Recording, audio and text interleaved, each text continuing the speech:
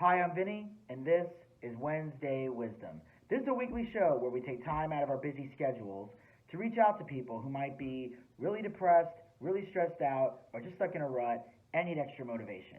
Now, before we go any further, I want to give you guys an opportunity to hit the subscribe button and ring that bell to be notified so you never miss another episode of Wednesday Wisdom as well as other additional HVMA content. Now, my motivation for this week, my words of wisdom that I'll bestow upon you is simple. Drink responsibly. Now, I know this is advice that gets thrown around often. And of course, there are multiple alcohol commercials that mention that at the end of every commercial, to drink responsibly. And they do that in order to prevent themselves from being sued should anyone get in an accident or, God forbid, injure or kill someone while driving under the influence. Which some of you may say sounds ridiculous, but in the type of world we currently live in, I ask, is it really? But I digress. You see, the main reason I am making this video is because today is St. Patrick's Day. And I know this is a holiday where people love to dress up as leprechauns and wear green Mardi Gras beads with a four-leaf clover as the charm, me lad. And also, they wear buttons that say, "Kiss me, I'm Irish."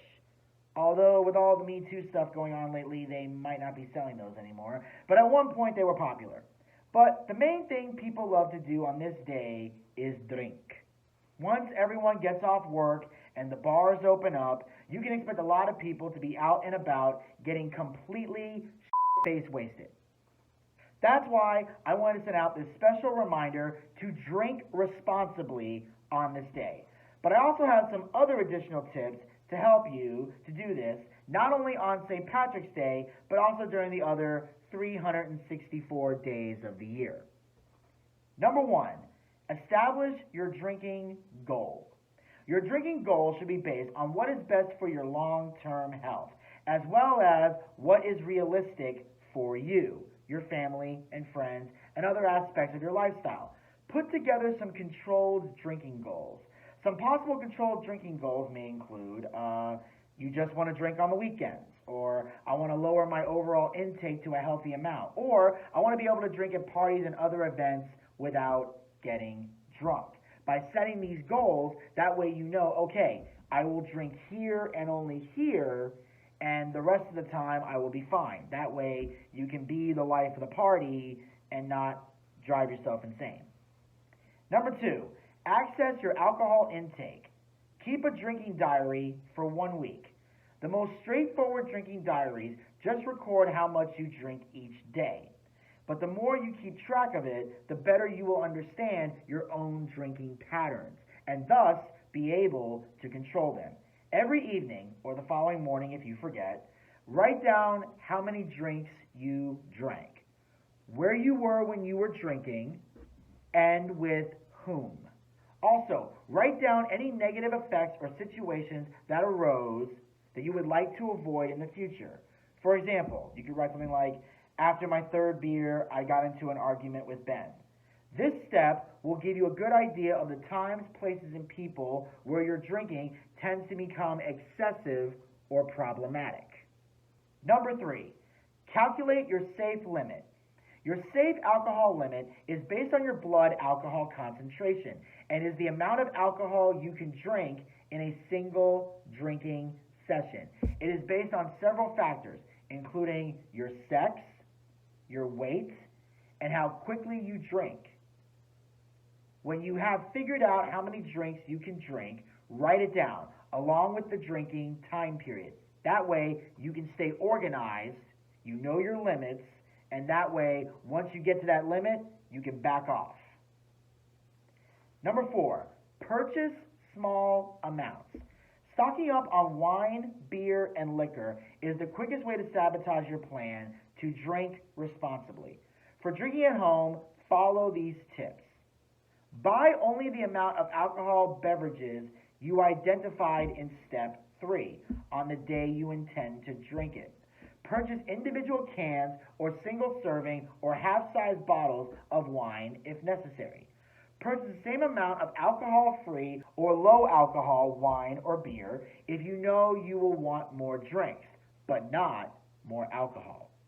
Number 5, plan your journey home. See, even though you will be drinking at a sensible level, you will still be impaired and should not drive. Arrange for a ride home with a sober driver or pre-book a cab. If that is too costly, plan your bus journey home so you know when to leave while the buses are still running.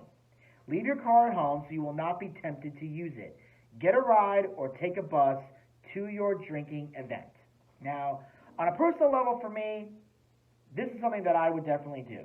That's why most of the time when you see me out and about, I don't really drink much. A, because alcohol and I don't always mix, and I don't mean that from a crazy standpoint. I mean that from a sick standpoint. I'm what they call a sick drunk.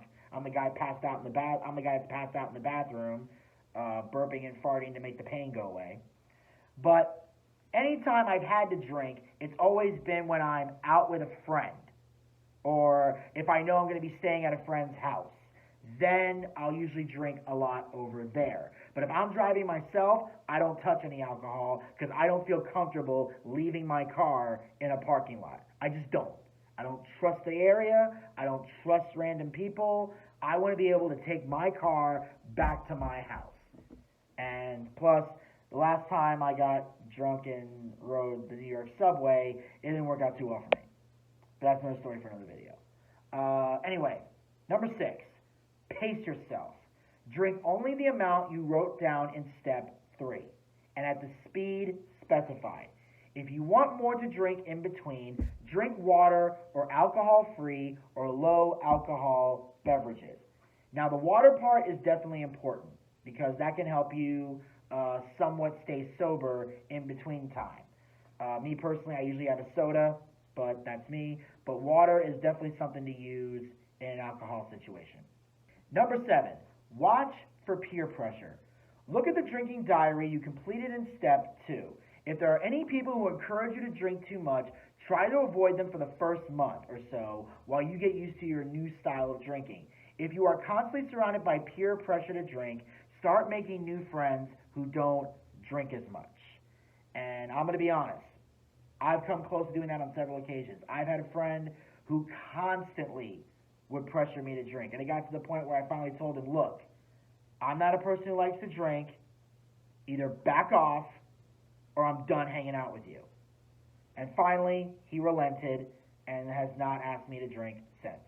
He still brings it up from time to time, but that's only because he's been so dependent on alcohol in his life, it's borderline pathetic.